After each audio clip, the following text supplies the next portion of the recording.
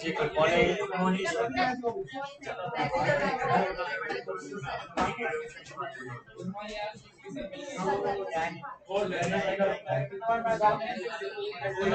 Unpaid seller हम लोग कर रहे थे और उस अनपेड सेलर के अंदर हमने पढ़ा था कि उसके पास दो तरह के राइट्स थे, राइट ऑफ लीन और right of stoppage.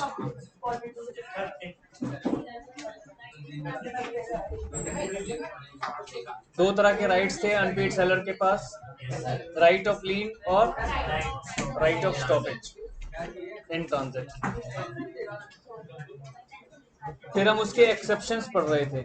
Right of lean on right of stoppage तो हमने पढ़ लिया था। वो कह रहा था कि एक्सेप्शंस कब राइट ऑफ लीन उसके हाथ से निकल जाएगा या कब right of stoppage in transit उसके हाथ से निकल जाएगा। हमने इसमें शायद पहला पढ़ लिया था, व्हेन सेलर हैज एसेंटेड।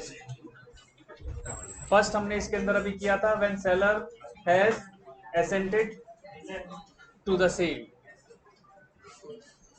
अगर सेलर ऑलरेडी एग्रीड है, अगर सेलर ऑलरेडी एग्रीड है तो फिर तो हमारे हाथ से ये ऑप्शन निकल गया, सेलर के हाथ से निकल गया।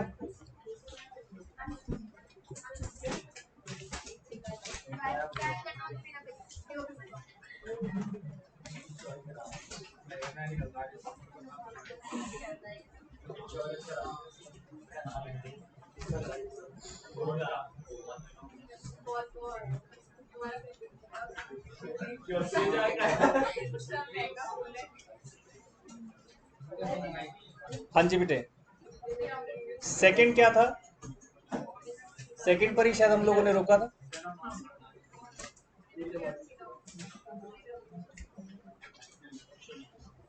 सेकंड क्या था, एक बार पढ़ो बेटा। B part.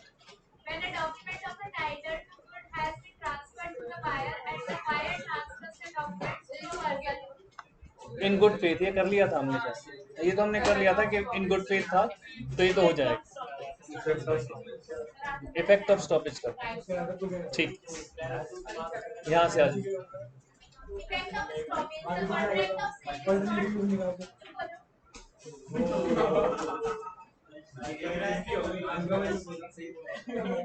कुछ चीजें मेरे लिए छोड़ दो। The contract of sale is not designed when the seller exercises his rights of stoppage in transit. The contract still remains in force and the buyer can ask for delivery of goods for payment of price. हाँ जी,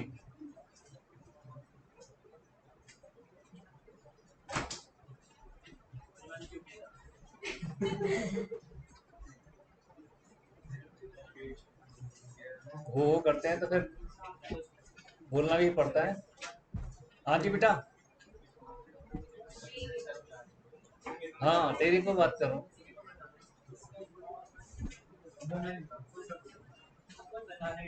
नया time table sir ने बता दिया है क्या आपको? बता दिया है ना मेरे साथ।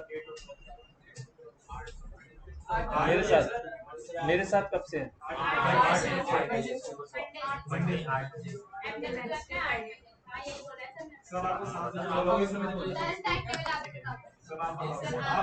नहीं नहीं, जो सर ने दिया है वही फाइनल होगा, लेकिन मैं ये देखना चाह रहा हूँ कि मुझे क्या बताया है।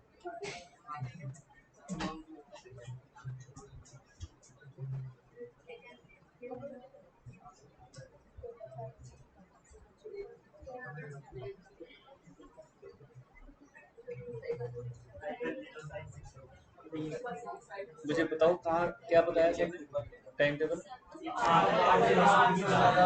8 से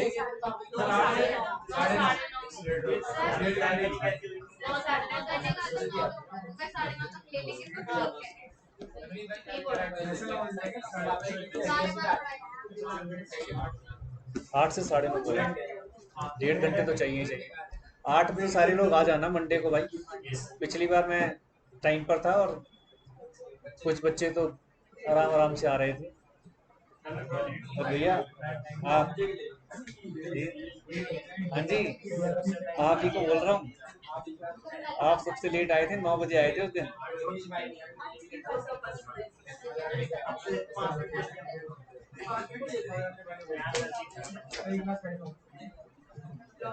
तो इसका मतलब आपकी वो समस्या अब सॉल्व हो जाएगी, ठीक है ना।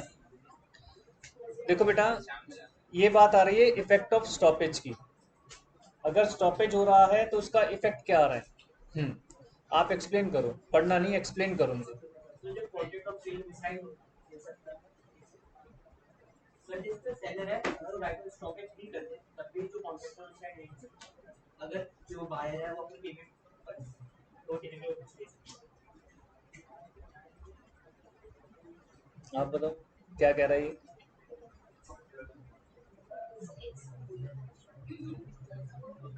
थोड़ी थोड़ी टेस्टिंग भी कर रहा हूँ मैं आप लोगों की कि कितना अच्छे से पढ़ रहे हो और घर से तो पढ़कर आ रहे हो कि नहीं।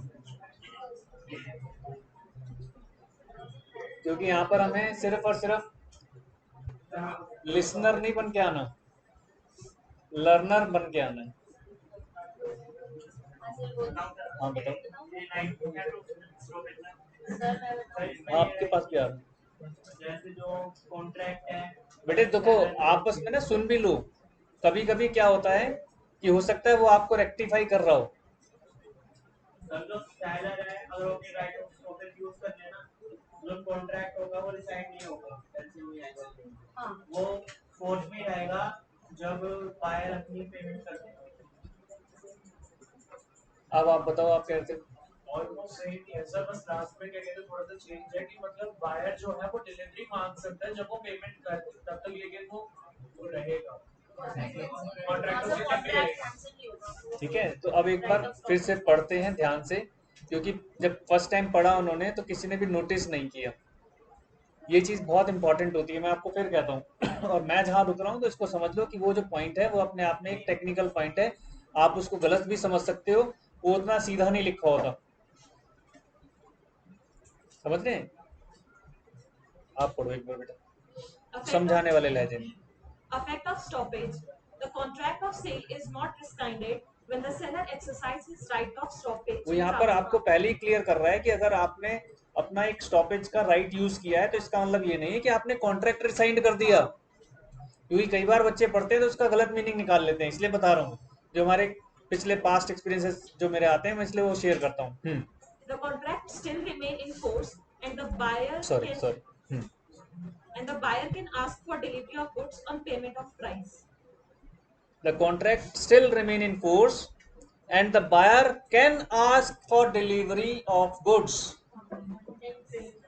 इन पेमेंट ऑफ प्राइस। क्योंकि जब मैंने अपना स्टॉपेज का राइट यूज किया तो इसका मतलब आप मुझे पेमेंट नहीं कर रहे थे, तभी मैंने स्टॉपेज का राइट यूज किया है। लेकिन इन द मीन टाइम कुछ डाउट्स थे, कुछ डिस्क्रिपेंसीज थी, वो कंप्लीट हो गई। वो कंप्लीट हो गई, आपने मुझे पेमेंट किया और मैंने आपको कहा डिलीवरी ले लो। ये कॉन्ट्रैक्ट रिसाइंडेड नहीं माना जाएगा। इंपॉर्टेंट पॉइंट है ना, तो इसको एक नोट लिख लीजिए। क्योंकि कई बार ये क्वेश्चन आता है कि अगर मैंने स्टॉपेज राइट यूज कर लिया तो इसका मतलब कॉन्ट्रैक्ट रिसाइंड हो गया, question mark.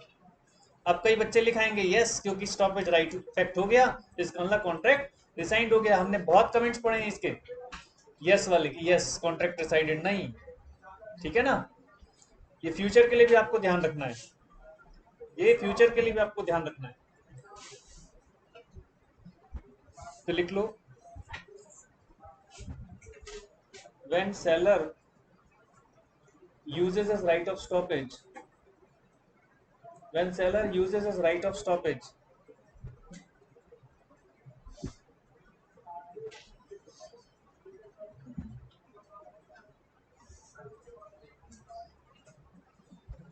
it does not mean कि कॉन्ट्रैक्ट रिसाइंडेड। अरे लिख ले, छोड़ दे उसे भाई, कुछ नहीं होता।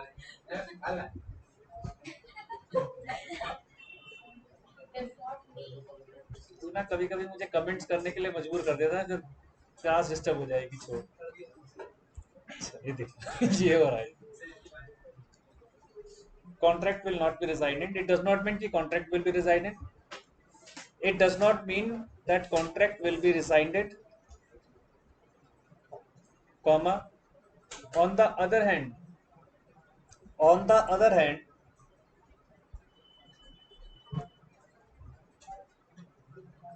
buyer after fulfilling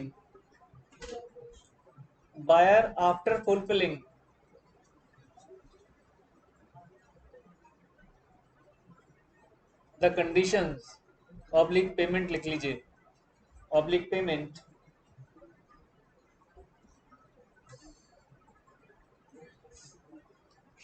can ask for the delivery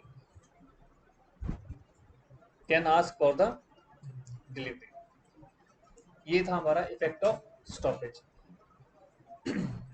एक और छोटा नोट आ रहा है, अब वो क्या आ रहा है, right of resale. Right of resale, section 54. The right of resale is a very valuable right given to an unpaid seller.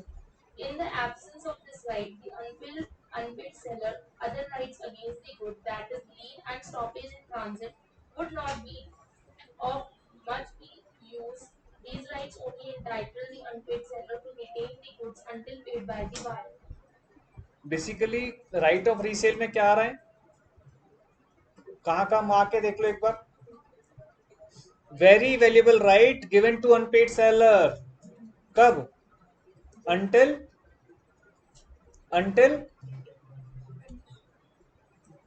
कब तक मिलेगा उसे, जब तक पेमेंट ना हो जाए। सिंपल सी बात है, हमारा जो क्लॉज है पेमेंट पर अटक रहा है, हमारी जो भी राइट ऑफ स्टॉपेज या राइट ऑफ लीन जो आ रही थी वो एक्चुअली तो पेमेंट के ऊपर थी।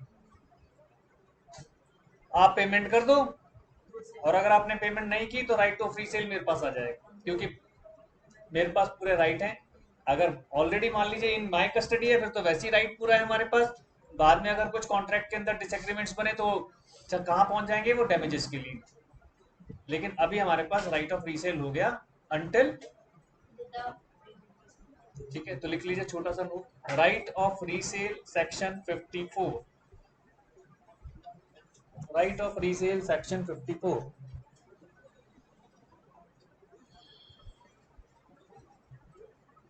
Unpaid seller has a right to retain the goods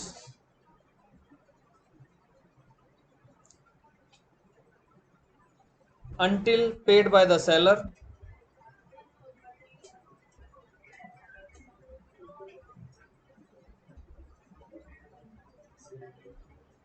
until paid by the buyer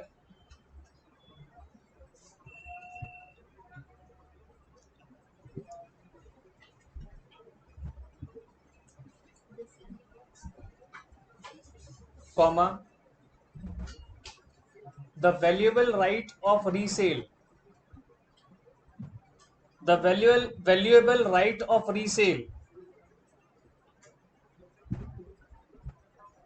is given to the unpaid seller, valuable right of resale given to the unpaid seller under section 54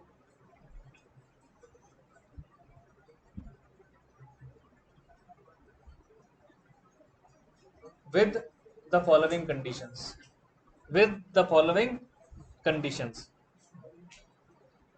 कुछ conditions और मिली हुई हैं। क्या, पहली क्या condition है, पहली अगर गुड्स पेरिशेबल नेचर के हैं तो उसमें ये भी तक उसको छूट दे दी गई है, need not to be informed. जरूरी नहीं है कि मैं आपको इन्फॉर्म भी करूं, किसको, बायर को। तो लिख लीजिए पहली condition, when goods are of perishable nature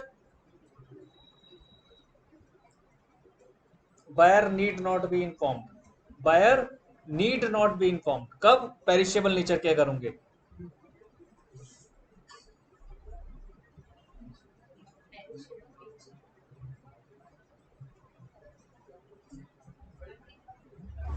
When goods are of perishable in nature, buyer need not be informed, buyer need not be informed। ये राइट ऑफ रीसेल के लिए आ रहा है।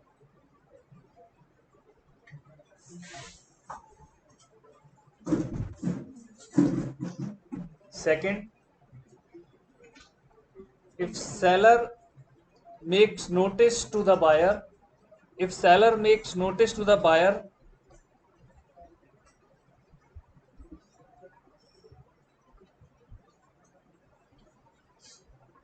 for the resale of goods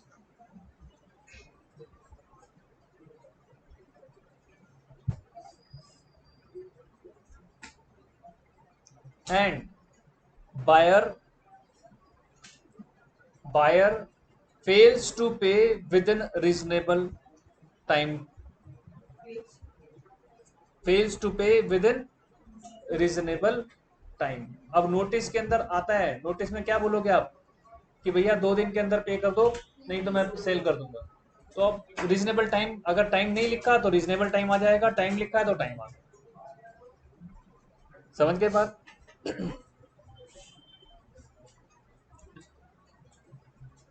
अब जब मैंने resale किया, मान लीजिए मेरा आपके साथ कॉन्ट्रैक्ट था 10,000 रुपए का, और रीसेल के टाइम पर बाई चांस वो बिका 9,000 रुपए का, क्योंकि जरूरी नहीं है कि जब मैंने आपके साथ डील किया और उसके बाद आप पोजीशन नहीं ले रहे हो। नॉर्मली चांसेस क्या होते हैं कि बायर पोजीशन क्यों नहीं लेता, उसे सस्ता मिल रहा होगा। अधिकतर चांसेस यही होते हैं कि मेरे साथ 10,000 में डील हुई है, अब उसको कोई और सप्लायर मिल गया जो उसको 8,000 में देने को तैयार है, तो मुझसे लेगा क्या? वो डिलीवरी नहीं उठाएगा। मेरा भैया छोड़ो, बाद में देखेंगे डिस्प्यूट्स। लोगों की ऐसी इंटेंशन होती है कई बार, हमेशा नहीं, कई बार। अब सेलर को क्या एडवांटेज मिल रहा है यहाँ पर कि सेलर को 10,000 लेने थे, लेकिन 10,000 के बजाय 9,000 में बिका, तो कितने का नुकसान हो गया? सेलर अब सू कर सकता है वो डिफरेंस अमाउंट के लिए, क्योंकि मेरा डैमेज हो रहा है, मेरे को 1,000 रुपए का नुकसान हो रहा है। डैमेज मीन्स वही नुकसान हो रहा है, तो I can claim that 1,000 from you. दूसरा, अब मेरा 10,000 के बजाय 11,000 का बिक गया, अब फायदा हो रहा है, तो क्या आप क्लेम कर सकते हो? आप क्लेम नहीं कर सकते। मतलब वाइस वर्सा नहीं है, बायर क्लेम नहीं कर सकता, क्योंकि अब आप तो अपना राइट पहले ही छोड़ चुके। जब आप अपना राइट छोड़ चुके तो आपको ये कहने का भी क्लेम नहीं बनेगा कि आपको 1,000 का फायदा हो गया, वो फायदा मुझे दे दो। तो ये बातें ध्यान रखनी है। तो लिखो,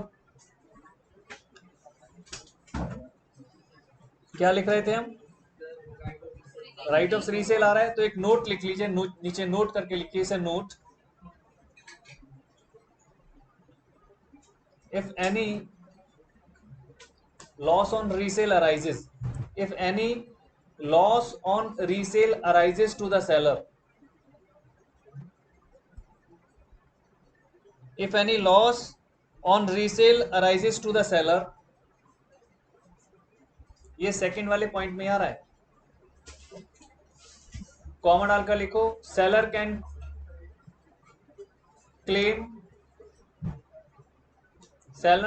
क्लेम obliques you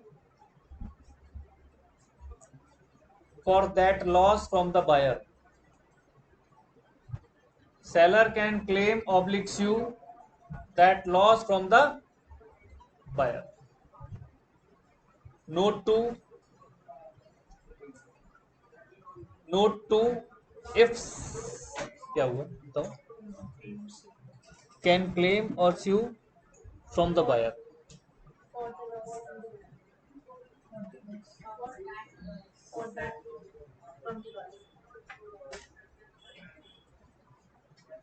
नोट 2 में आ जाएगा, if seller gains because of resale, if seller gains because of resale,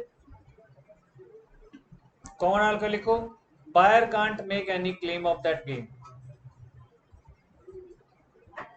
Buyer cannot make any claim for that gain.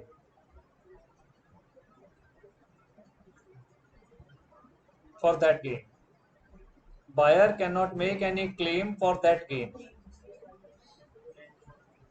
Buyer cannot make any claim for that gain. Third point लिखो, ये तो हमारा second point में चल रहा था, अब third point लिखिए। थर्ड पॉइंट क्या कह रहा है, पढ़ो आप।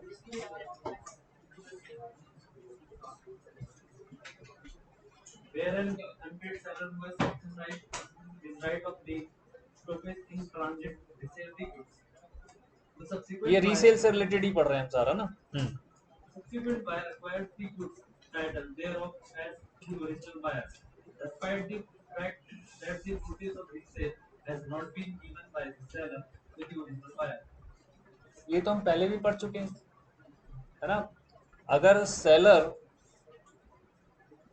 सेलर की पोजीशन क्या है गुड्स को लेकर, अभी बायर को तो उसने ट्रांसफर किया नहीं। अगर सेलर ऑलरेडी इन पोजीशन में है तो सेलर तो किसी को भी बेच सकता है ना, सेलर तो किसी को भी बेच सकता है। जो पहला वाला बायर है और सेलर के बीच सिर्फ क्लेम फॉर डैमेजेस चलेगा, सूट फॉर डैमेजेस चलेगा और कुछ नहीं चलेगा। इसका मतलब सेलर अगर बेच सकता है तो जो सेकंड बायर है उसके पास तो बोनाफाइड पोजीशन आएगी, उसके पास तो गुड फेथ वाली पोजीशन आएगी, उसके पास तो बिल्कुल फुल लीगल राइट्स के साथ पोजीशन आएगी, वहां पर कोई प्रॉब्लम नहीं रहेगी। तो इसमें लिख लीजिए third point,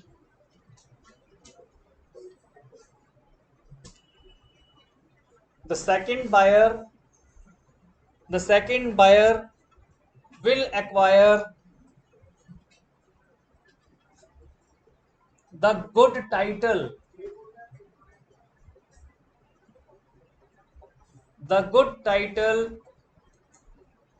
as against the original buyer.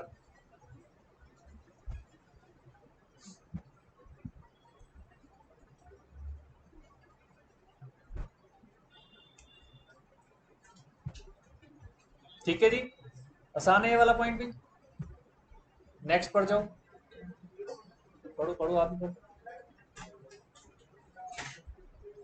Resale by the seller, where a right of resale is expressly reserved in a contract of sale.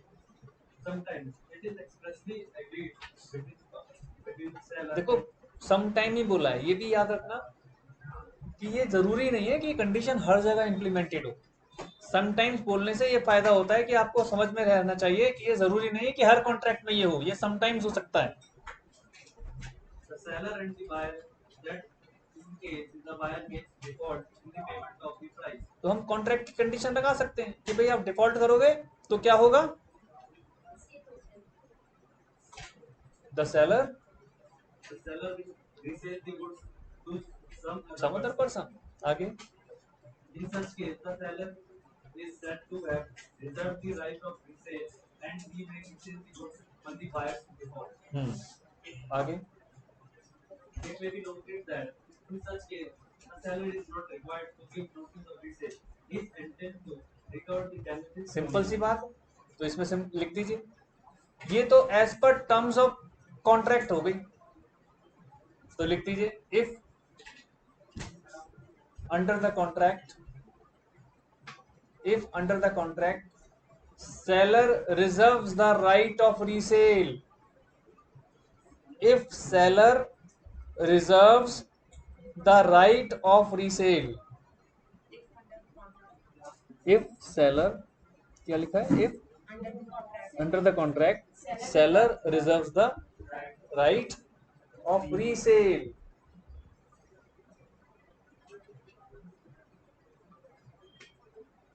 in situation of default, in situation of default in payment by the buyer, in situation of default in payment by the buyer,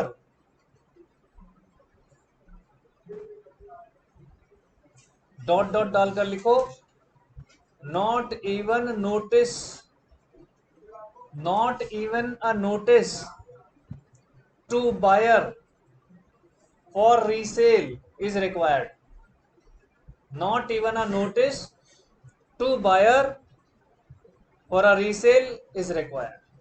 notice देने की भी जरूरत नहीं है, आप चुपचाप से भेज दो, डिफॉल्ट इन पेमेंट हुआ भेज जाओ। फिफ्थ पॉइंट पर आ जाओ, लास्ट पढ़ दो। Where the property goods has not passed to the buyer, the unpaid seller has, in addition to his remedies, a right of withholding delivery of the goods. The right is similar to leave and is called quasi-leave. ये एक नया word आ गया, अभी delivery दी नहीं गई है और अभी उसी के पास है, तो it is also termed as quasi. तो आप सिंपल लिख लीजिए, if delivery not yet made to the buyer, if delivery not yet made to the buyer,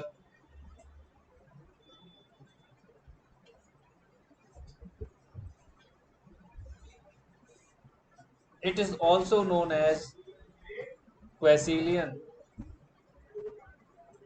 It is also known as quasi-lien. Basically quasi क्या था?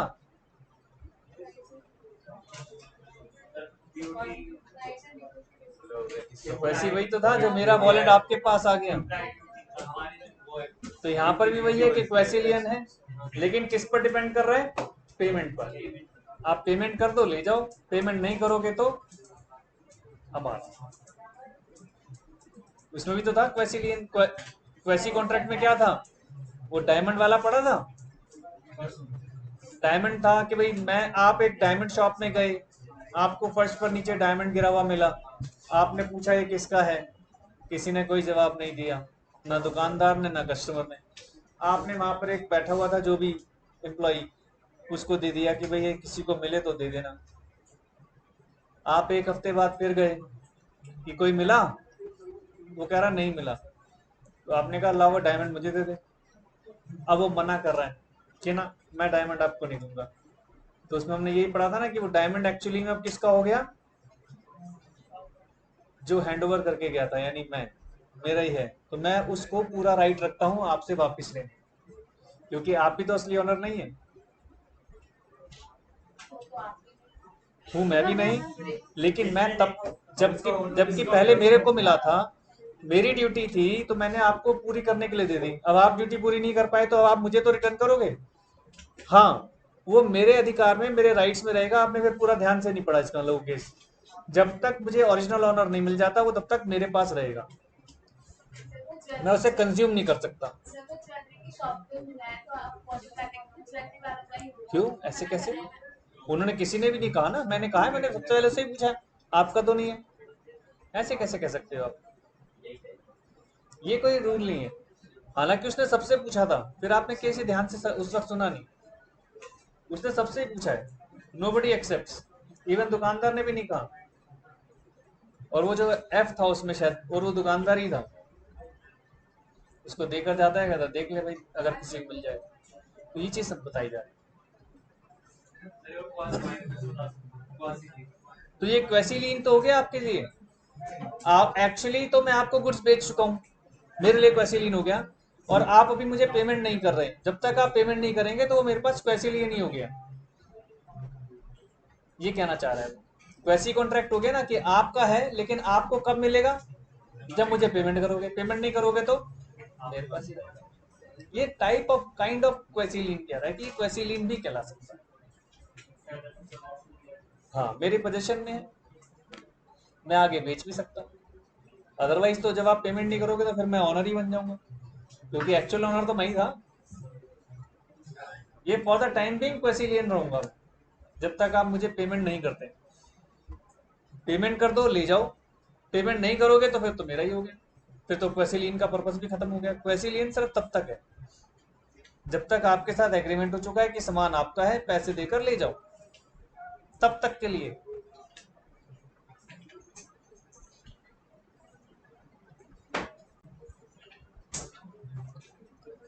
ये अभी तक हमने सब कुछ अगेंस्ट गुड्स पढ़ा था। ये राइट्स जो थे किसके अगेंस्ट थे? गुड्स के अगेंस्ट। आ जाओ जी, नेक्स्ट हेडिंग डालिए, right of unpaid seller against the buyer. Against the buyer section 55 से लेकर सेक्शन 61 तक है। खत्म है, खत्म।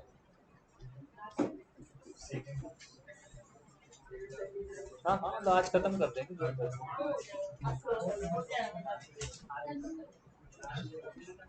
पढ़ो, पहला पैराग्राफ से क्लियर करते हैं और उसके बाद आगे बढ़ते हैं जल्दी से। पहला पैराग्राफ क्या कह रहा है? Right of unpaid seller against the buyer personally. ये against the buyer personally word वो यूज कर रहा है, नहीं भी करता तो भी, हालांकि वो पर्सनली है, लेकिन वो कह रहा है कि against the buyer personally. An unpaid seller can enforce certain rights against the good as well as against the buyer personally. Right of unpaid seller against the buyer are otherwise known as seller's remedies for breach of contract of sale. The right of seller against the buyer personally are called rights personal, and are in addition to his ये rights. पहले भी आया था ना हमारा res in rem और res in personal. The rights against the buyer are as follows. तो इसका ये वाला से शुरू करते हैं, लिखिए right against the seller also known as rights in personal, inverted commas में लिखना, rights against the seller is also known as rights in personal, inverted commas में लिखना, अगर कैपिटल लेटर में लिख लोगे तो भी बढ़िया है, राइट्स इन पर्सनल।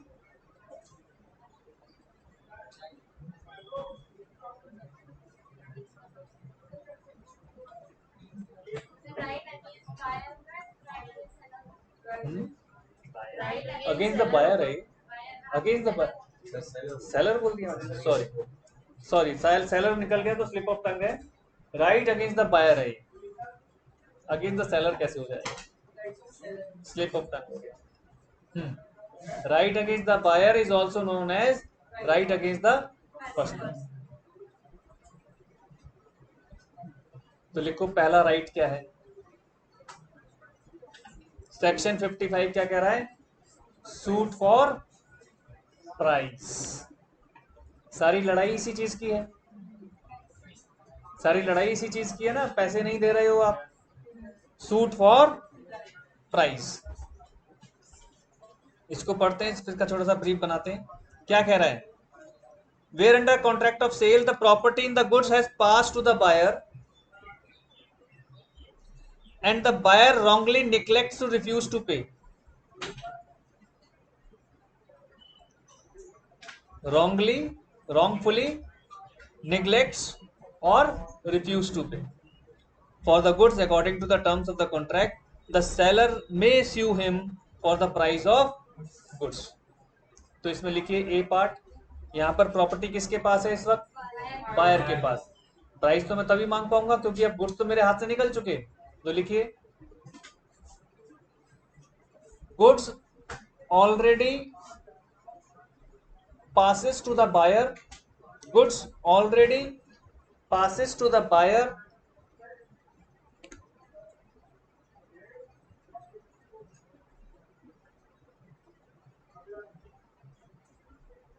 and एक बात तो यहां पर ये ध्यान रखनी है कि passes to the buyer है and he wrongfully neglects or refuses to pay, he wrongfully neglects or refuses to pay।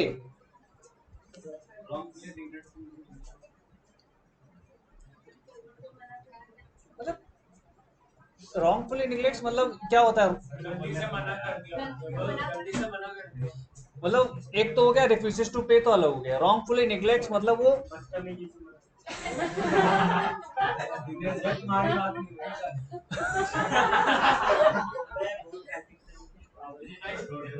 Personal मत हो जाया करो, हर चीज को मजाक में लिया करो, तू भी पता नहीं कहां से कहां पहुंच जाता है।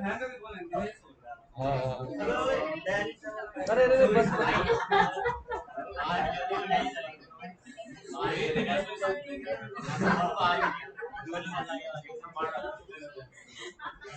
बताओ क्या बता रहा है,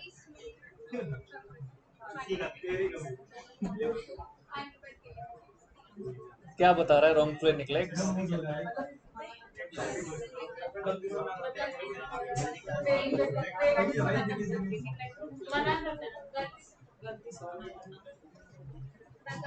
देख रहे थे ना क्या दिखाया उसने, कुछ और देखा है। हाँ। ये मतलब है मैं आपको सीधा का देखो, जो रिफ्यूजेस टू पे है ना वो इसका मीनिंग है एक्चुअली बेटा, मैंने जानबूझ के दोनों इसीलिए लिखवाए। रॉन्गफुली निग्लेक्ट का मतलब रिफ्यूजेस टू, मैं मना कर रहा हूं आपसे कि मैं नहीं दे रहा, मना कर दिया, अब क्या करोगे आप,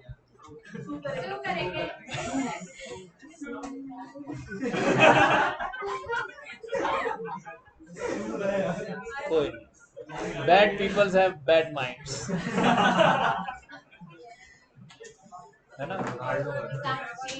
फुटबॉलर है वो बोलता है हाँ सर रोनाल्डो बोलता है। अब यहाँ पर उल्टा हो गया ना। अब बताओ, जाओ लेकर आओ, और जिसकी बैड थॉट्स है उसको जरूर पिलाइए। बी लिखो, इसका बी पार्ट लिखो जल्दी से। बी पार्ट लिखो, पढ़ो आप ही जल्दी से, वो आ रहा है पानी लेके, इतना पढ़ लो।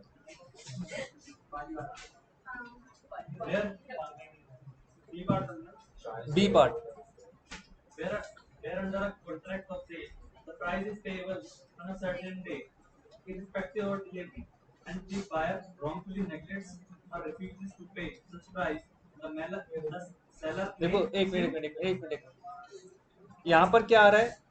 Price is payable on a certain day. पीछे क्या था?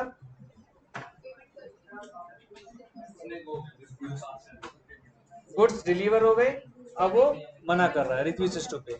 यहाँ पर बात सर्टेन डे पर आ रही है ना, कि भाई सर्टेन डे पर आ रही है कि मैंने आपको गुड्स डिलीवर कर दिए, आपने कहा था मैं कल पे कर दूंगा या 2 दिन बाद पे कर दूंगा, सर्टेन डे की बात आ रही है। आगे और साथ में क्या लिखा है? Irrespective of delivery, irrespective of delivery भी लिखा है। आगे the seller makes you bid for the price on the price on the property in use has not passed and the goods have not been appropriated to the contract. Section mix कर दिया आपने बहुत दूर। देखो शुरू का जो 2 line है उसमें क्या कहा उसने? Price is payable on a certain day irrespective of delivery and buyer wrongfully neglects or refuses to pay such price, the seller may sue him for the price। यहां तक तो ठीक है, प्राइस के लिए तो sue कर सकता है वो।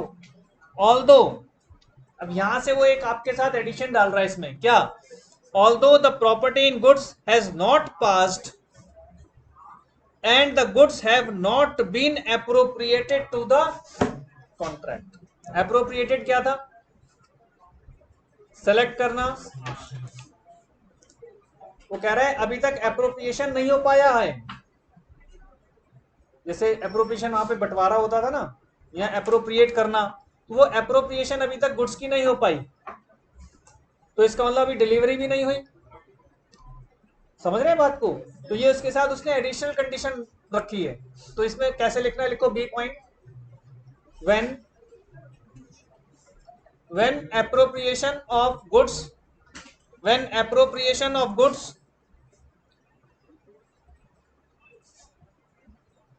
not yet done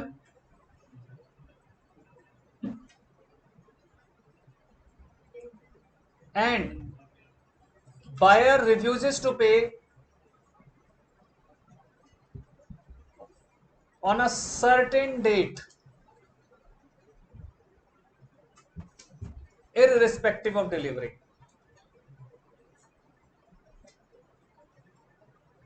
irrespective of the delivery, dot dot डालकर लिखो buyer refuses to pay on a certain date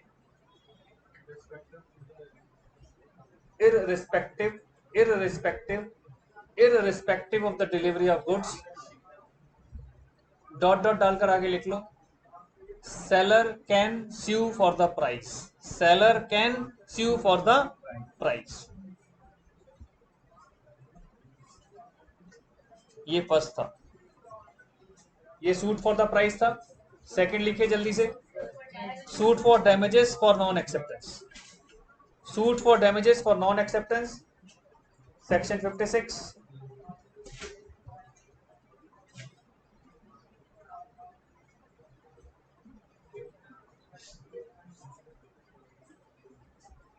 वही सेम बात है यहाँ पर। अगर मेरे को कोई डैमेज हो रहे हैं, डैमेजेस हो रहे हैं because of the act of the other person, ये ब्रीच ऑफ ड्यूटी तो है, एक तरीके का ब्रीच ऑफ ड्यूटी तो है, तो मैं डैमेजेस क्लेम कर सकता हूं। तो सिंपल सा है, तो आप लिख लीजिए इसमें 55 ने हमने क्या कहा था? Suit for price. 56 क्या कह रहा है? Suit for damages. तो लिख लीजिए seller can make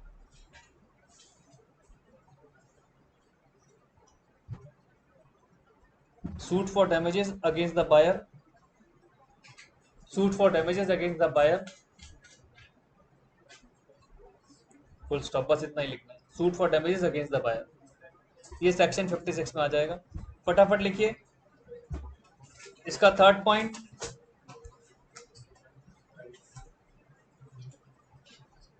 रिप्यूडिएशन of contract before due date. यहां पर सेक्शन 60 आ गया, थोड़ा सा जंप हो गई। लिखो repudiation of contract before due date. तो इसमें लिखना है in this situation,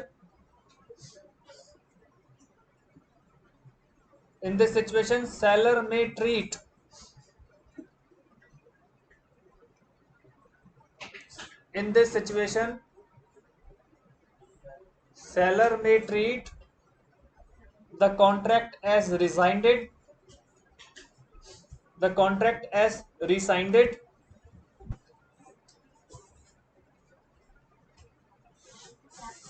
and make claim for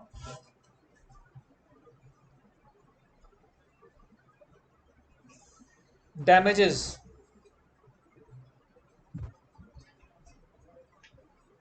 ठीक है जी।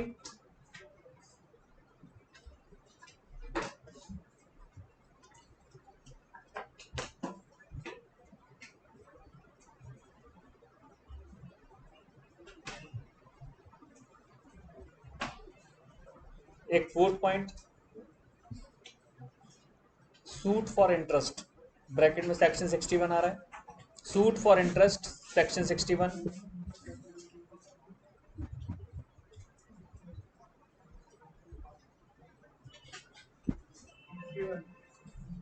Section 61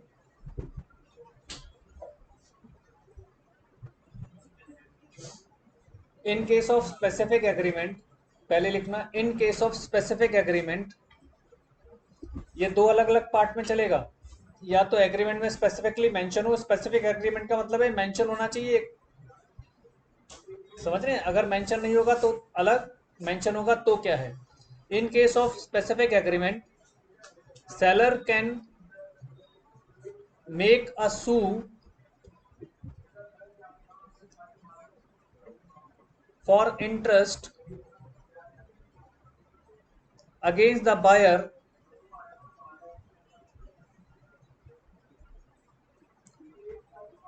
with effect from the date on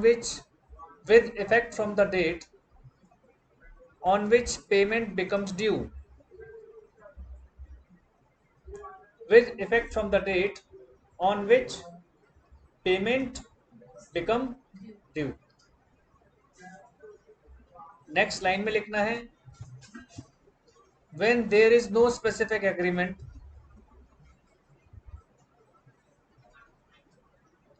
interest becomes due,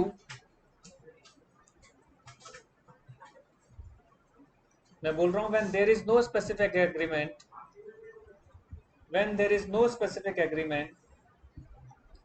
interest becomes due। क्या हुआ? कहाँ रख दिया? पहले वाले में, दूसरे वाले में, बस ये तो फुल स्टॉप हो गया। अब दूसरा पॉइंट लिखवा रहा हूँ in case there is no specific agreement,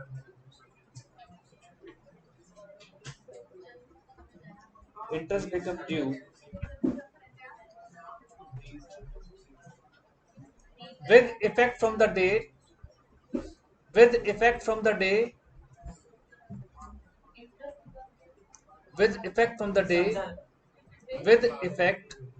day on which seller notify the buyer, with effect from the day on which seller notify the buyer, यहां पर कुछ मेंशन था ही नहीं। जब स्पेसिफिक एग्रीमेंट होगा तो उसमें तो होगा ना कि किस डेट को आपने पेमेंट करनी है, तो मेरा उसी डेट से इंटरेस्ट चार्ज शुरू हो जाएगा। लेकिन जहां पर कोई स्पेसिफिक एग्रीमेंट नहीं है, अब मैं आपको नोटिस भेजूंगा कि भैया आपकी पेमेंट ड्यू हो गई 30 तारीख को, अभी तक आई नहीं। तो जब 30 तारीख मैंने से नोटिफाई कर दिया तो मेरा इंटरेस्ट उस दिन से चालू हो जाएगा। इंटरेस्ट भी आप क्लेम कर सकते हैं, वो ये कह रहा है। Got this point? लिखिए next heading, remedies of buyer against the seller. अब बायर को भी तो कहीं ना कहीं कुछ फायदा दिल मिलना चाहिए ना।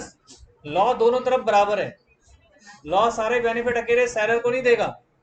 जहां बायर के लिए कुछ गड़बड़ हो रही है तो बायर को भी वो कहेगा।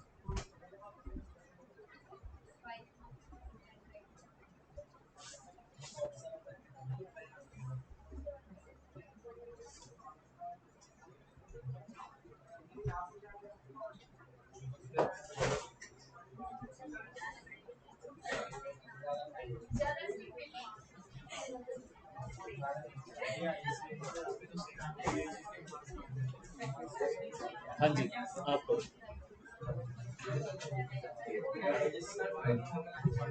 ये पढ़ना है, रेमेडीज ऑफ बायर। स्टार्टिंग पढ़ो, जो ऊपर दे रखा है चार्ट भी देख लो, कितना बचा है, ज्यादा थोड़ी बचा है। एक मिनट, और ये क्या कनेक्टिंग मांग रहा है?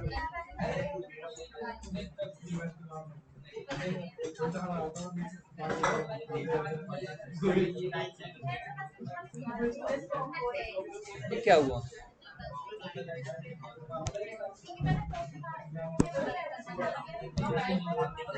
ये दोबारा ऑप्शन तो आया नहीं कुछ, कोई है भी? मेरे को तो लगता नहीं है, पार्टिसिपेंट तो कोई है नहीं, एक मैं ही हूँ अकेला।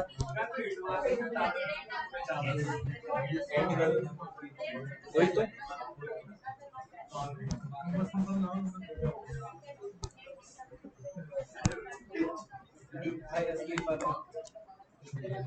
देखो बेटे, पहले एक छोटे से चार्ट से समझाने की कोशिश कर रहा है वो, छोटे से चार्ट से समझाने की कोशिश कर रहा है वो। क्या समझा रहा है, क्या हो गया?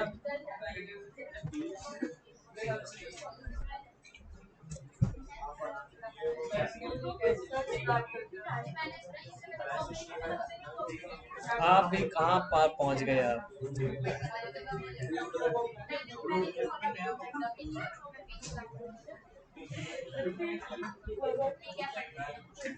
आप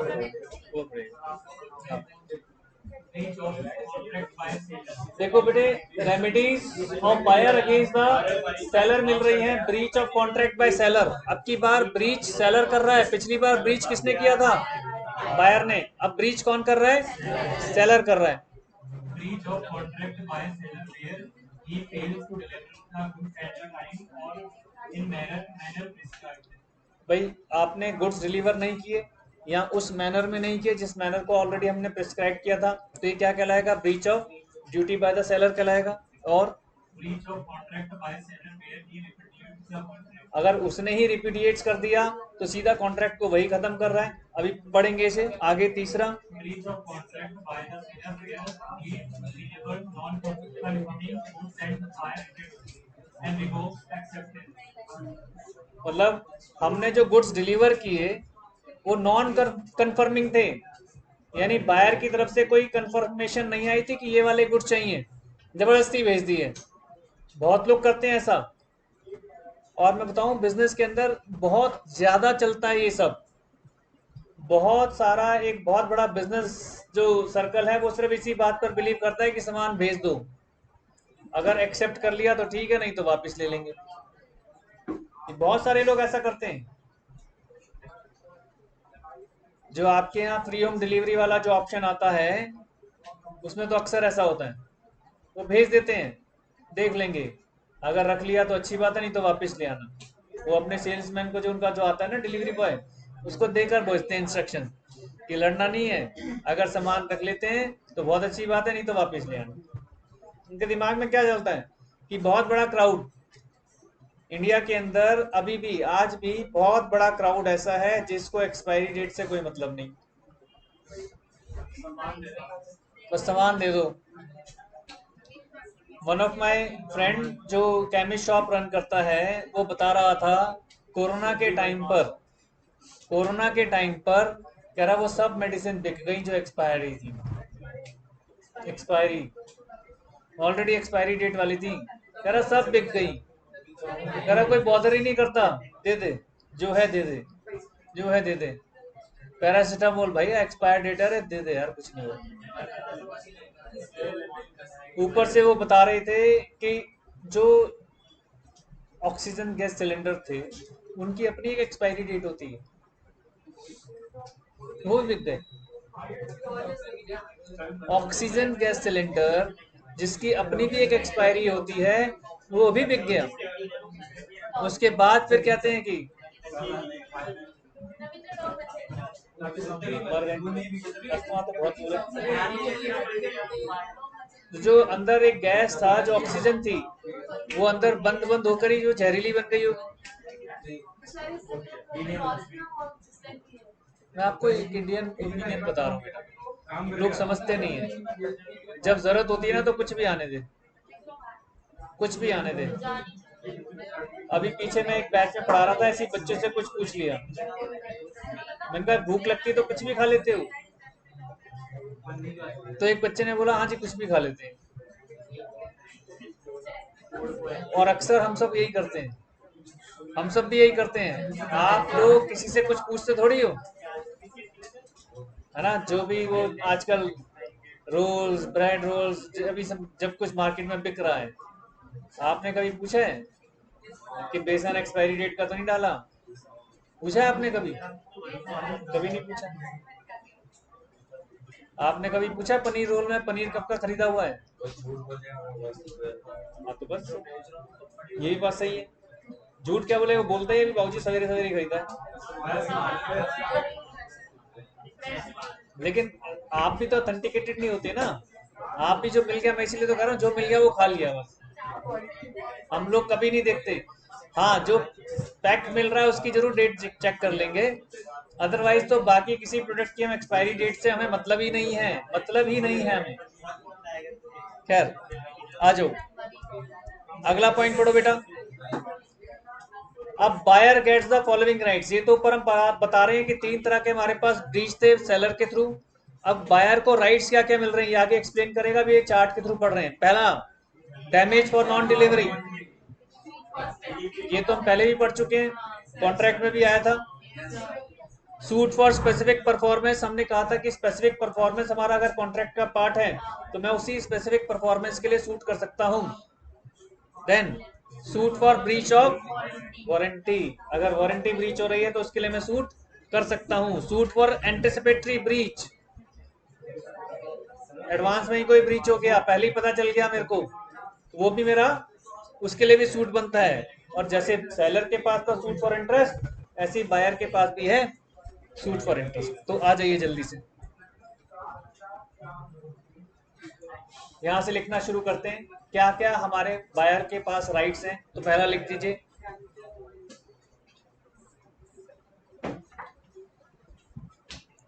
ये बायर के राइट्स लिख रहे हैं हम। बायर को क्या क्या रेमेडी मिली है, रेमेडीज ऑफ बायर है, रेमेडीज टू बायर। पहली रेमेडी क्या है, डैमेजेस फॉर नॉन डिलीवरी। ये कौन कर पाएगा, डैमेजेस कौन क्लेम कर रहा है, बायर। हर वक्त सेलर नहीं करेगा, बायर को मिल रही है अब ये सेक्शन 57 में, पीछे छूटा हुआ था ऊपर सेक्शन 57। आ जाओ, सेकंड लिखो, सूट फॉर स्पेसिफिक परफॉर्मेंस। उसमें इतना और कुछ ज्यादा नहीं लिखना बेटा, वो सिंपल उतना ही है वो, डैमेजेस में तो और कुछ लिखने की जरूरत ही नहीं है। Suit for specific performance section 58।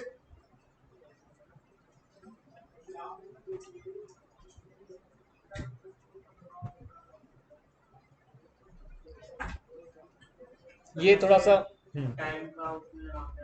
हाँ, इसमें स्पेसिफिक परफॉर्मेंस के अंदर कई चीजें आ जाएंगी तो वो उन क्लॉजेस को पढ़ेंगे। पढ़ो बेटा जरा, ये वाला पॉइंट पढ़ना है। Suit for a specific performance section 58. Here the seller aware of breach of the contract of sale, the buyer can appeal for a specific performance. Buyer appeal कर सकता है कोर्ट में, The है ना? court can order for a specific performance only when the goods are on a certain or तो आप इसमें लिखेंगे, शुरुआत यहीं से करनी है, पहले हेडिंग डाल लीजिए सूट फॉर स्पेसिफिक परफॉर्मेंस। पहली बार ऐसा आ रहा है कि जब कोर्ट क्लियर क्लियर लिखा है, नहीं तो घुमा फिरा कर लिखा होता था, पहली बार आ रहा है, क्लियर क्लियर लिखा है। तो लिखिए, कोर्ट में order for specific performance, court में order for specific performance,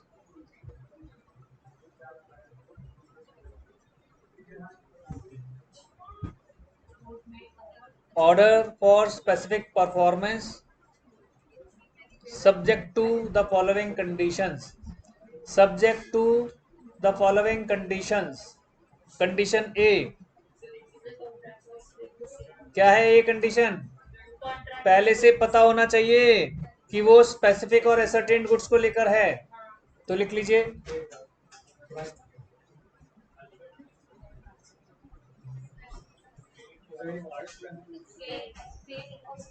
a condition लिख लीजिए, सेल ऑफ स्पेसिफिक और ascertained goods, sale of specific and ascertained goods.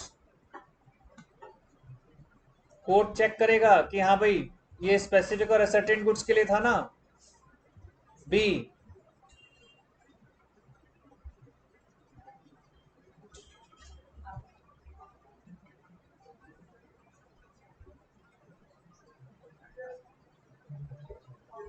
ये थोड़ा सा अटपटा सा है आपके लिए, अभी से एकदम से समझ में नहीं आएगा, तो इसलिए जो अटपटा है, जो आपके आउट ऑफ सिलेबस वाला पार्ट है, आप उसको थोड़ा सा एज इट इज लिख लीजिए और जस्ट मेमोराइज कर लीजिए। एक्चुअली बेटे मैंने बताया there are lots of acts, तो ये एक एक्ट और भी है, स्पेसिफिक रिलीफ एक्ट। कुछ केसेस में जब कोर्ट में केस जाते हैं तो डिफरेंट डिफरेंट एक्ट्स को आपस में मर्ज करके केस फाइल किया जाता है। तो यहाँ पर हम आ जाएंगे कि भाई इस रिलीफ एक्ट के अंदर हम लोगों को ये रिलीफ मिल रहा है, तो वो मैं उसको ऐड करूंगा केस बनाते वक्त, तो कोर्ट जो है उस चीज को भी नोटिस करेगा। तो इसमें क्या लिख रहा है, the power of the court to order specific performance, court की पावर जो है उस स्पेसिफिक परफॉर्मेंस के लिए वो कहां पर लिमिटेड होगी, वो कहां डिफाइंड होगी, स्पेसिफिक रिलीफ एक्ट। कोर्ट भी उसके अकॉर्डिंग ही आपको ऑर्डर देगा, बियॉन्ड पावर कोर्ट भी नहीं जा सकता। तो लिख लीजिए, the court order will be subject to, the court order will be subject to provisions of, the court order will be subject to the provisions of specific relief act, provisions of specific relief act। जितना याद रह जाए उतना लिख देना, अगर 1963 भी याद रह जाए तो वो भी लिख देना, है ना, स्पेसिफिक रिलीफ एक्ट 1963। सी, सर एक सेकंड,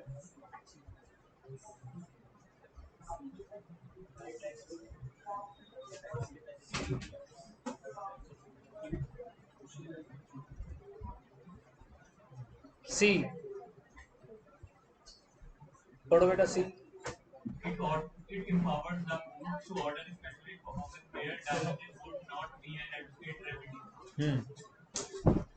ये मतलब क्या हुआ,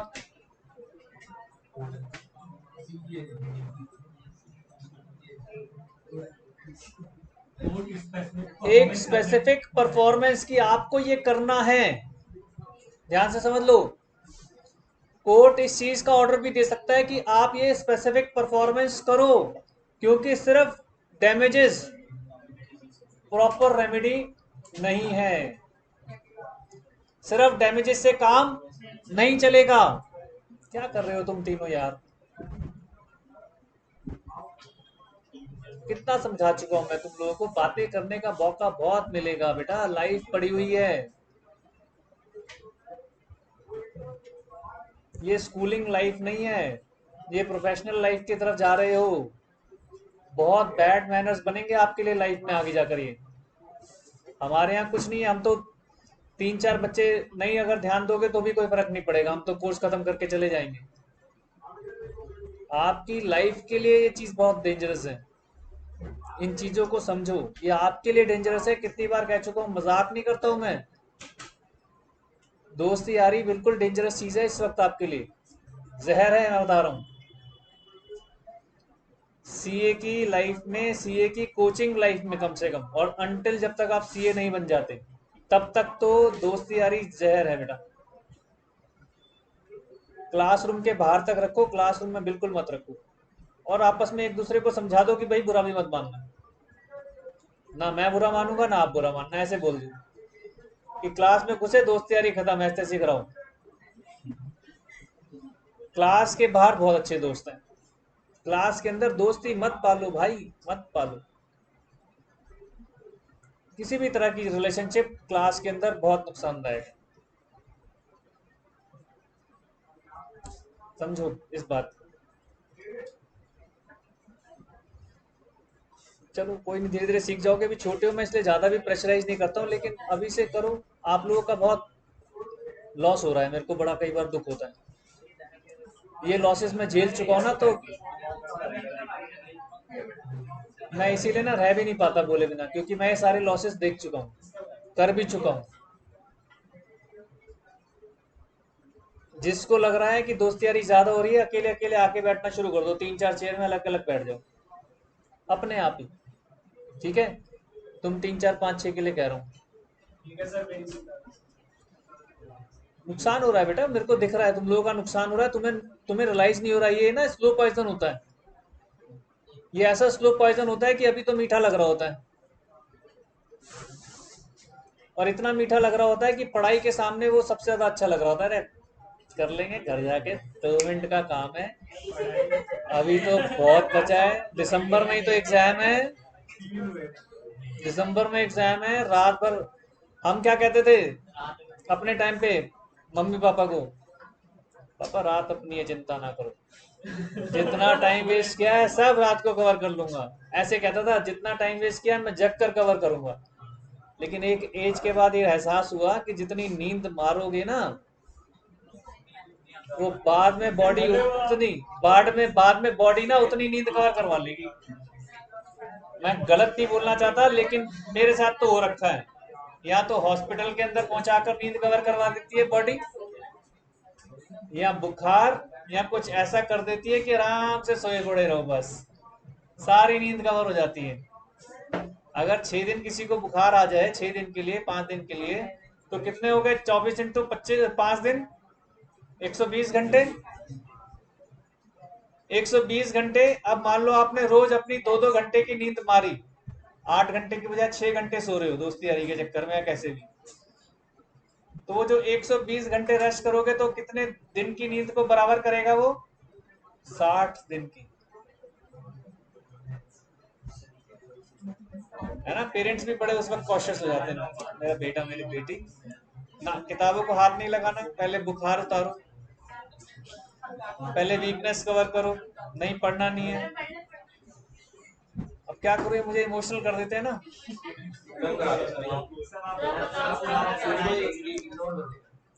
होता नहीं ना बेटा इग्नोर, जब तू इस प्लेटफॉर्म पर यहाँ बैठेगा ना तो इग्नोर होगा नहीं।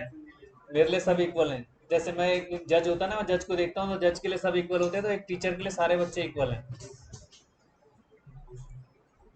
हाँ जी बेटा, तो आप समझे इसमें हम क्या कह रहे थे कि कोर्ट एक स्पेसिफिक परफॉर्मेंस का भी ऑर्डर दे सकता है, ये मानते हुए कि सिर्फ जो डैमेजेस हैं वो एक परफेक्ट रेमेडी नहीं है। तो लिख लीजिए सी पार्ट, कोर्ट में order for specific performance, court में order for specific performance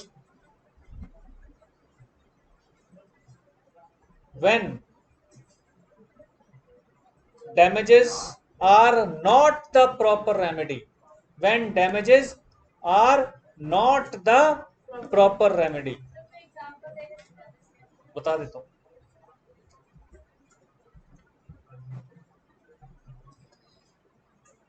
example है, मैं आपको बड़ा अच्छा एग्जाम्पल देता हूं, थोड़ा सा दूसरे एक्ट के साथ मिक्स हो जाएगा। निगोशिएबल इंस्ट्रूमेंट एक्ट में अगर आप चेक से पेमेंट करते हो और चेक आपका बाउंस हो जाता है तो वो भी ब्रीच है ना। इसी तरीके का पेमेंट नहीं किया आपने, आपने चेक बाउंस करवा दिया, तो चेक बाउंस के कारण एक क्रिमिनल लायबिलिटी बनती है, मैं कोर्ट जाऊंगा कि सर मेरे को पेमेंट नहीं मिली। अब अगर कोर्ट कहता है पेमेंट कर दो तो काम खत्म हो गया, लेकिन वहां पर एक 6 महीने तक की सजा का प्रोविजन भी है। वो कह रहा भाई ऐसे नहीं मानेंगे, ये दुष्ट लोग हैं, इनको 1-2 दिन के लिए जेल भी भेजो। जब 1-2 दिन जेल रहकर आएगा तो साथ में पेमेंट तो करना है, 1-2 दिन जेल रहकर आएगा, सब समझ जाएगा। अब मैं यहाँ पर आ जाऊं, वो तो मैंने आपको बताया दूसरा एक्ट उसके अंदर मर्ज हो गया, तो वहां पर क्या है कि पेमेंट, सिर्फ इशू क्या था, मेरे को पेमेंट लेना, लेकिन पेमेंट के साथ साथ जज ने कहा थोड़ी सी सजा भी दो इन्हें, जेल की रोटी खाकर आने दो। seller करेगा बाहर से, अब यहाँ पर बायर कर रहा है ना सेलर पर, क्योंकि रेमेडी तो बायर मांग रहा है ना। पेमेंट तो बाहर करेगा। अरे मैंने आपको कहा मैं दूसरे संदर्भ, अब मैं इस पर आ रहा हूँ। अब आपने क्या है, टाइम पर मुझे डिलीवरी नहीं की या कुछ भी किया, अब बायर कोर्ट में चला गया। एक तो कोर्ट ये कह सकता है कि भाई जो काम होना चाहिए था वो करो, या फिर आपने मुझसे डैमेजेस का क्लेम मांगा, तो डैमेजेस के क्लेम के साथ जज को अगर लगता है कि कुछ और स्पेसिफिक परफॉर्मेंस करानी है वो भी करा लो, डैमेजेस भी मांगो। आपका नुकसान कितना हुआ, आपने कहा जी मेरा नुकसान हो गया इनके चक्कर में 2000 रुपए का, 2000 तो देना ही देना है, लेकिन साथ में ये एक पर्टिकुलर एक्ट भी करो कि आपको इनको जो भी सामान देना है उसमें 10% और एक्स्ट्रा दूं, जो सामान देना है 10% एक्स्ट्रा दो, स्पेसिफिक परफॉर्मेंस करवा दी आपसे। समझ रहे हैं, डिपेंड्स ऑन द कोर्ट, ये चीज कह रहा हूं। लेकिन सर अगर बायर ने मना कर दिया लेने से तब तो कोई दिक्कत नहीं है ना, फिर कोई या फिर दिक्कत तब नहीं, जज जबरदस्ती तो फिर बाहर कोर्ट ही क्यों गया है? नहीं नहीं एक्स्ट्रा जो लेना है, एक्स्ट्रा बेनिफिट्स, या फिर आप जैसे कहते हैं कि जेल में भी बेटा खाने वगैरह। बाहर तो कोर्ट इसीलिए गया है ना क्योंकि उसको कुछ आपसे वो है, समझ रहे हो, बायर तो इसीलिए गया है, नहीं मना करते। कोर्ट जब जाते हैं तो बायर कभी मना नहीं करेगा, और अगर आप कह रहे हो कि हाँ मना करता है तो फिर करते भाई मना। जज कहेगा ठीक है आप मना कर रहे हो, वो लिखवा लेता है कि भाई मैंने तो इनको कहा था ये 10% एक्स्ट्रा के लिए, लेकिन बायर ने मना कर दिया, so it will be waived of, आप इनका सामान दो या जो भी है, ये चीज। डी पर आ जाओ, ये भी पढ़ लीजिए बेटा। It will be granted as a remedy if goods are of special nature or unique. और यूनिक, यहाँ पर वो क्या कह रहा है, granted as remedy if goods are of special nature और यूनिक। अब स्पेशल नेचर में तो बेटे कुछ भी हो सकता है, स्पेशल नेचर में तो कुछ भी हो सकता है, कि डिपेंड करता है कि उसकी क्वालिटी के ऊपर, और यूनिक तो आप जानते ही कि कोई चीज जो, है ना, तो लिख लीजिए D part, granted as remedy of if goods of special nature, granted as remedy if goods are of special nature।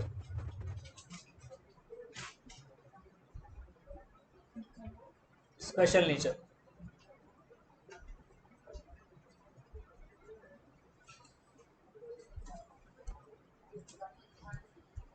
ये स्पेसिफिक परफॉर्मेंस के लिए था। अब आ जाओ,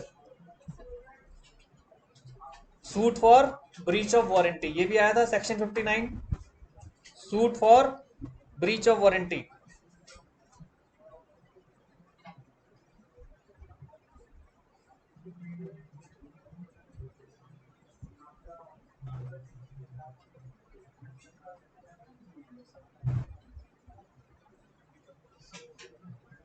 पढ़ो बेटा आप पढ़ो। Suit for breach of warranty, section 59.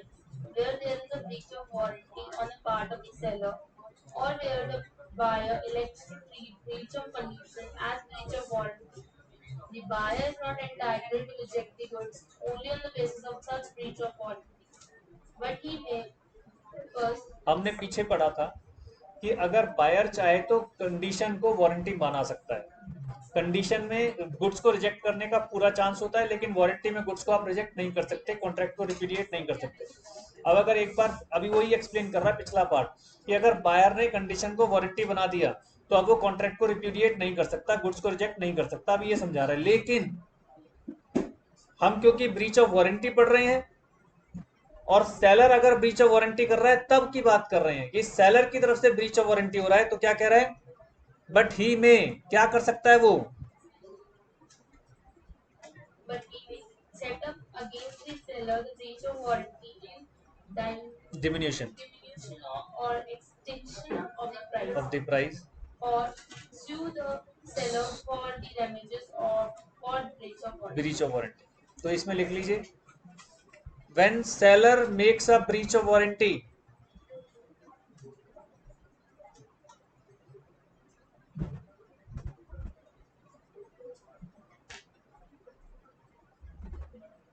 buyer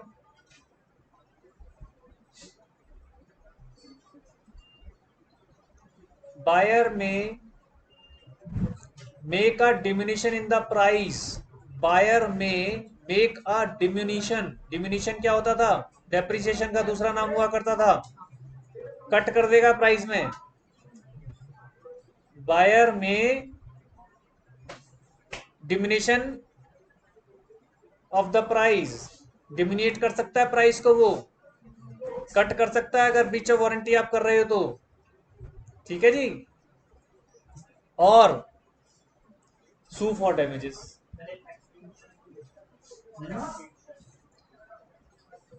इसीलिए हमने उसको हटा दिया कि एक्सटेंशन पर जाओ ही मत, आप डिमिनिशन पर जाओ बस खत्म था.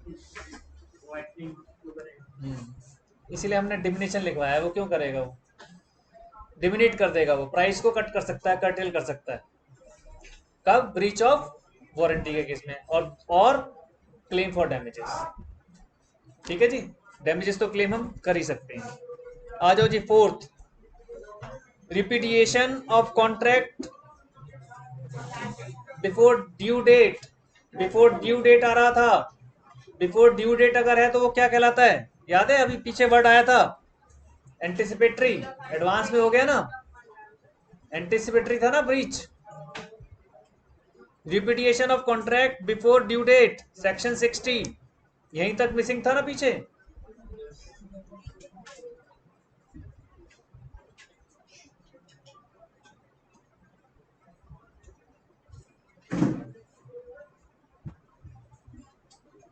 कौन पढ़ेगा? पढ़ना है किसी को? इच्छा है तो अच्छा है. इसको Contract before due date, where either party to a contract of sale repudiates the contract before the date of delivery, the other may either treat the contract as substituting and wait till the date of delivery, or he may treat the contract as rescinded and sue for damages for the same. मतलब होगा सब जगह एक ही कि sue for damages for breach. तो dot dot डालकर लिख दीजिए sue for damages for breach. बाकी तो नाम से पूरा क्लियर ही हो रहा.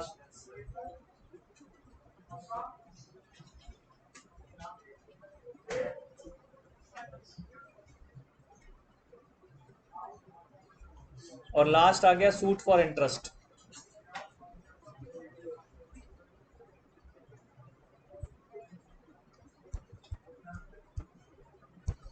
आ जाओ फिर जल्दी से खत्म करें. सूट फॉर इंटरेस्ट पढ़ दीजिए बेटा जल्दी से. जो स्पीड से पढ़ेगा, कौन बच्चा पढ़ेगा? आप पढ़ो. Suit for interest.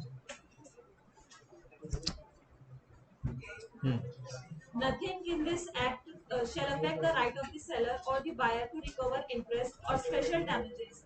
In any case whereby law, interest, or special damages may be recoverable, or to recover the money paid where the consideration for the payment of it has failed. It has failed.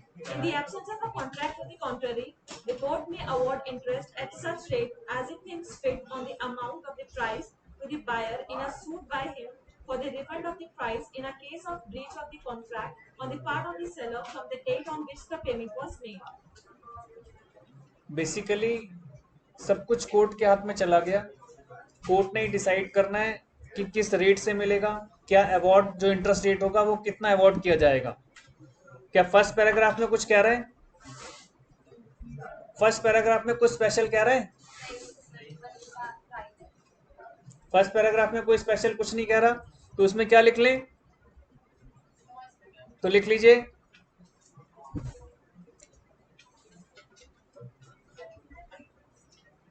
First paragraph में सिर्फ कह रहा है interest और special damages. Interest और special damages में be recoverable. Interest और special damages में बी रिकवरेबल.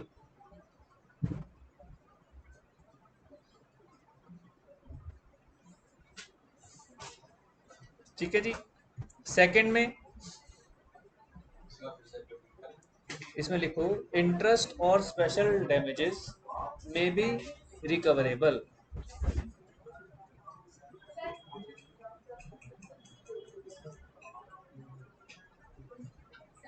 हाँ जी, seller buyer को interest दे हाँ वो क्या रहा है यहाँ पर, अब वो प्राइस वापस मांग रहा है।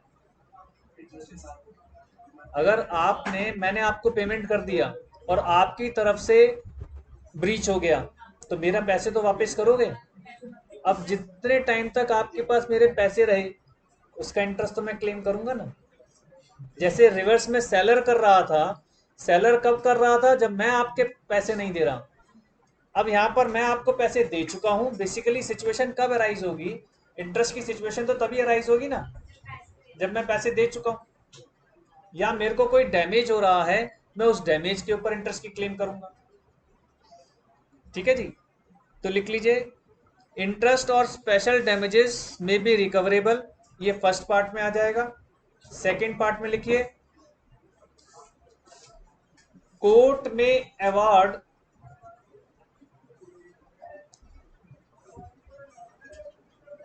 Interest at the rate as it thinks fit, as it may thinks fit, that's all. अब वो कोर्ट सोचेगा, उस पर हमारा कोई मैटर ऑफ आर्ग्यूमेंट नहीं है। हाँ, हम अपनी दलीलें देंगे। कोर्ट सोच सकता है कि फिक्स इंटरेस्ट देना है, कोर्ट सोच सकता है कि सेविंग वाला इंटरेस्ट देना है, कोर्ट सोच सकता है लोन वाला इंटरेस्ट देना है।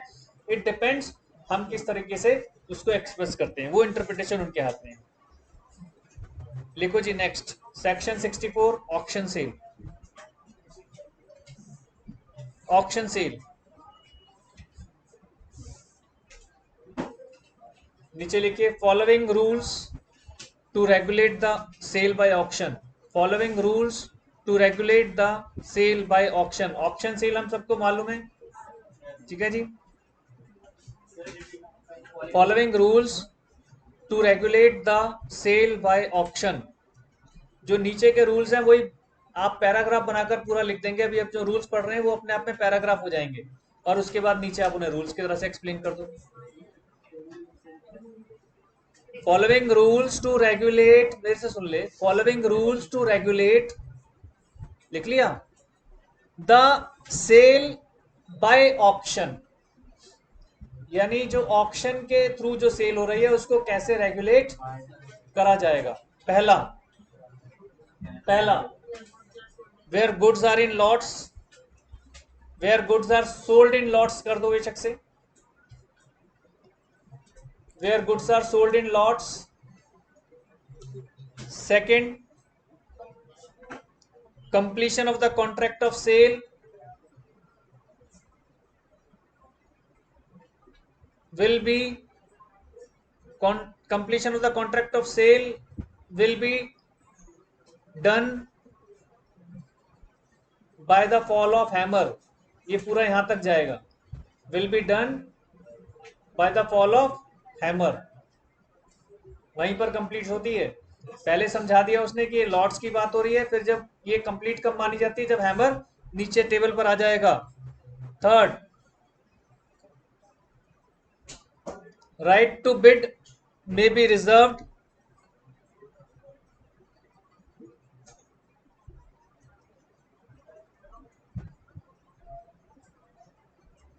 क्या होता है इसमें रिजर्व का मीनिंग?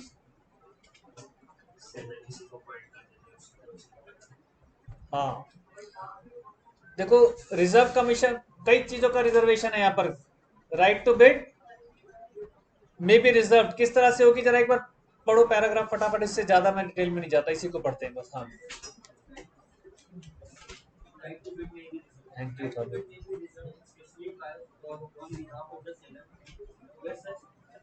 यू।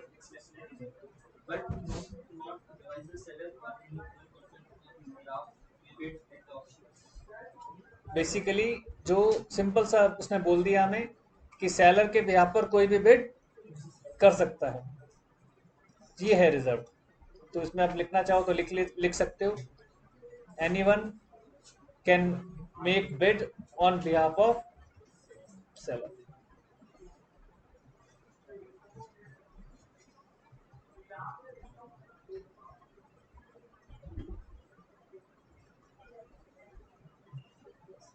डी लिख लीजिए फटाफट। डी पार्ट क्या कह रहे हैं?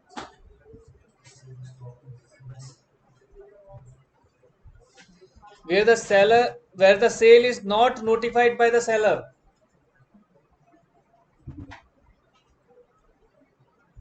आप ही पढ़ो, आप मुस्कुरा रही हो। हाँ, आप इतनी देर से दोनों पढ़ाई पर ध्यान दो, कितने आसान से कह रहा हूँ। Where the sale is not notified. भाई मेरे को भी तो, टीचर को भी तो कोई राइट है कि नहीं है? मैं उनको बोल रहा हूँ, आपको नहीं बोल रहा। जबरदस्ती मतलब क्यों बेफिजुल में लॉफिंग सिस्टम स्टार्ट करती हूँ? हाँ जी। Where the sale is not notified by the seller, where the sale is not notified by the subject to the right to bid on behalf of the seller, it shall not be lawful for the seller to bid himself or to employ any person to bid at such sale, or for the auctioneer knowingly to take any bid from the seller or any such person in any sale contravening this rule may be treated as fraudulent by the seller. क्या meaning हुआ? अपने अपना मतलब उसका option होगा तो उसमें bid नहीं लगा। लिखो, छोटा सा लिख लीजिए।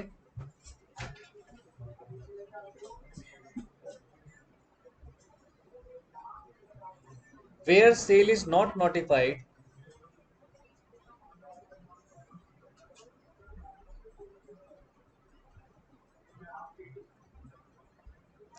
it is not lawful for the seller to bid himself.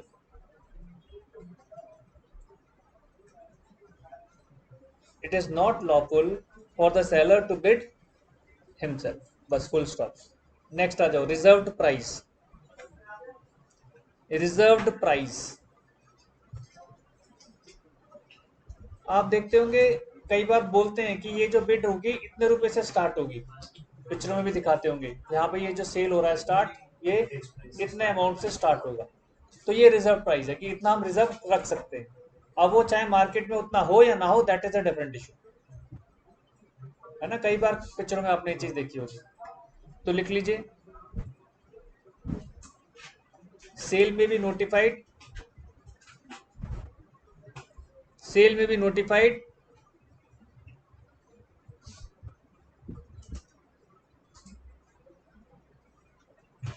To be subject to a reserve price, to be subject to a reserve price. ये हो जाता है, मतलब मैं जैसे कोई बिल्डिंग है, अब वो आप देखते होंगे कभी न्यूज़पेपर में पढ़ना, बैंक जो बिल्डिंग्स को टेक ओवर कर लेते हैं non payment of their loan की वजह से, उनके कस्टमर की लोन की वजह से, तो उन बिल्डिंग्स का ऑक्शन करते हैं बैंक, और नीचे लिखा भी होता है कि bid will be started with this price, mention होता है उसमें। प्राइस बहुत सस्ते होते हैं बट होता सारा वाइट मनी है, बस ये इशू होता है। लिखो नेक्स्ट, प्रीटेंडेड बिडिंग। प्रीटेंडेड बिडिंग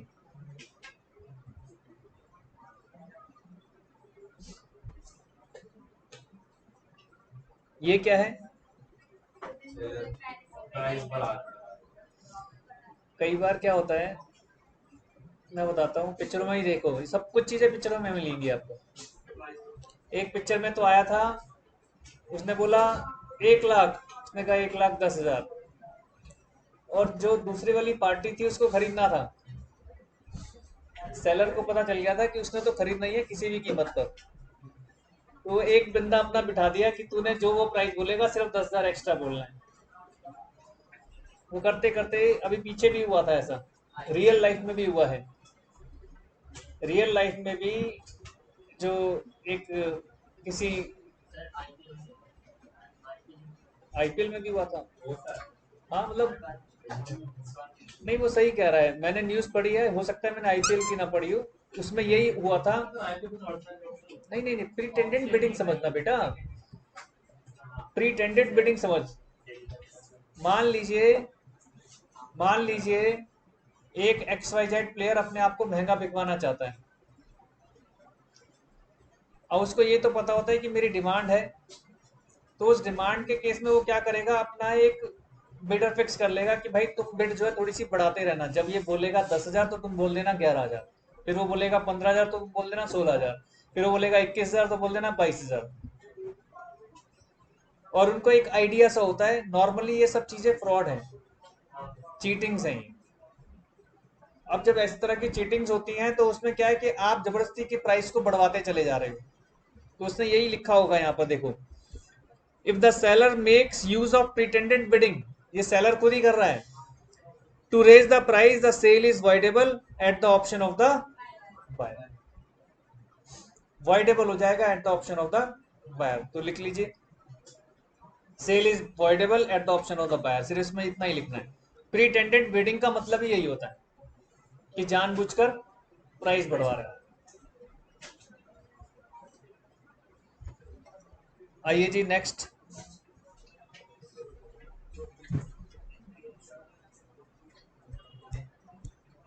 ये एक अजीब सा पॉइंट है, हालांकि कोई इतना ज्यादा इसकी रेलेवेंस नहीं है। नहीं पढ़ के खत्म करते हैं। पे रिस्पेक्ट टू योर मॉड्यूल भाई।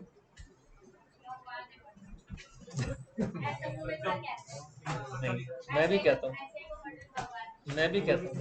सुमित सर क्यों कहते हैं, मैं भी कहता हूँ।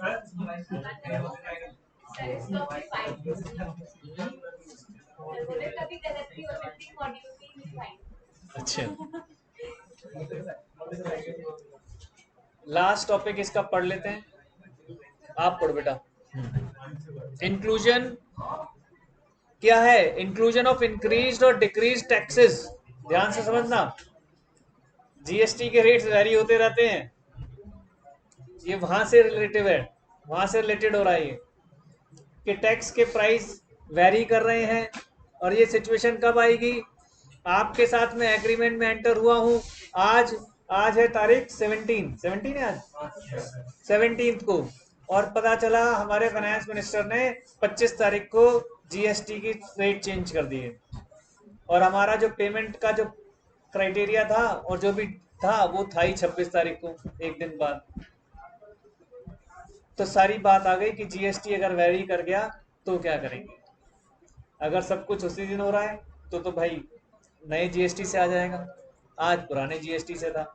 अभी क्या हो रहा था, दिल्ली के अंदर प्रॉपर्टीज की जो रजिस्ट्रेशन हो रही थी उस पर 20% का डिस्काउंट चल रहा था, या कुछ तरीके का डिस्काउंट चल रहा था रजिस्ट्री पर।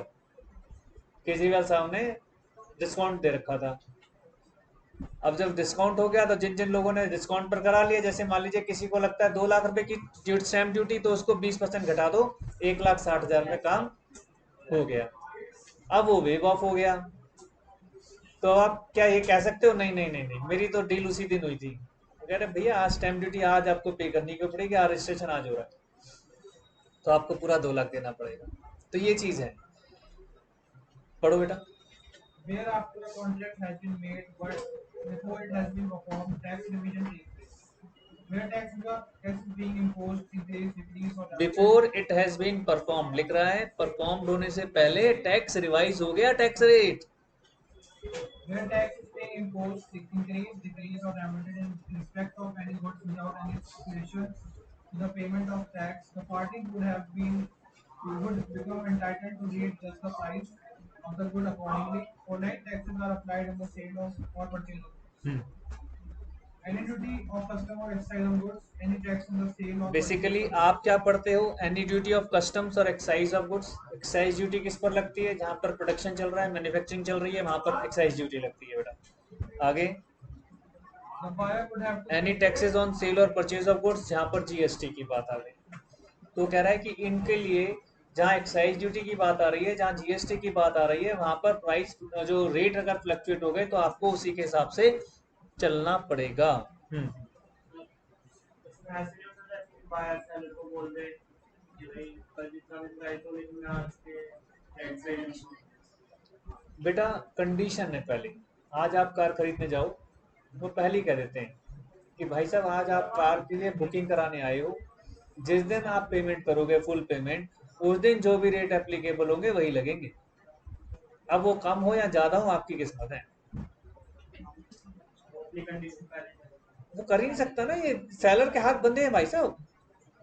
या तो आप सारी पेमेंट आज ही दे दो, बिल विल सब आज ही ले लो, सामान आपको मैं भेजता रहूंगा बाद में, आप जाके कार की पेमेंट कराओ पूरी, आज का जो रेट है वही लगेगा, आपको कार जब मिलेगी तब मिल जाएगी। लेकिन जब आप एग्रीमेंट उस दिन फाइनल कर रहे हो फिर तो उस दिन लगेगा। अब इसमें क्या है, आप कार की पेमेंट कराओ, लेकिन भाई साहब कार की रजिस्ट्री जिस दिन होगी उसी दिन तो होगी, बिना कार हाथ में आए कैसे रजिस्ट्री हो जाएगी? कार के ऊपर इंजन नंबर होता है, भतेरे चेसी नंबर, ये नंबर वो नंबर, वो कैसे बताओगे रजिस्ट्रार ऑफिस को? और रजिस्ट्रार ऑफिस भी कहेगा बड़े सियाने हो भाई साहब आप तो, है कुछ लाए नहीं लेकिन कार की रजिस्ट्री कराने आ गए, वेट करो, वो वेट करवाएंगे। हाँ जी, the buyer would have to pay the increase price, साफ साफ लिख दिया, where the tax increases and may derive the benefit of reduction also। अगर कोई रिडक्शन हो गया तो आपको बेनिफिट भी मिल जाएगा, हम ये नहीं कुछ कह रहे, पार्शियलिटी नहीं है, जो रेट होगा वो रेट होगा। If tax are curtailed, the seller may add the increased taxes in the price, the effect of provision can however be excluded by an agreement to the contrary, it is open to the parties to stipulate anything regard to taxation. लेकिन आप tax authorities के against नहीं जा सकते, जो law है वो तो लॉ है, जो मैंने आपको बता दिया कि भाई इस तरीके से हम कर सकते हैं। अब किसी गुड्स की भी मैन्युफैक्चरिंग ही नहीं हुई तो उसकी कैसे सब कुछ अभी हो जाएगा? नहीं, इसमें कुछ नहीं, ये तो वैसे क्लियर है, टैक्स के अंदर तो सिंपल सा क्लियर है कि ये तो अकॉर्डिंग टू कैसे चलेगा, जो लेटेस्ट प्रोविजंस होंगे।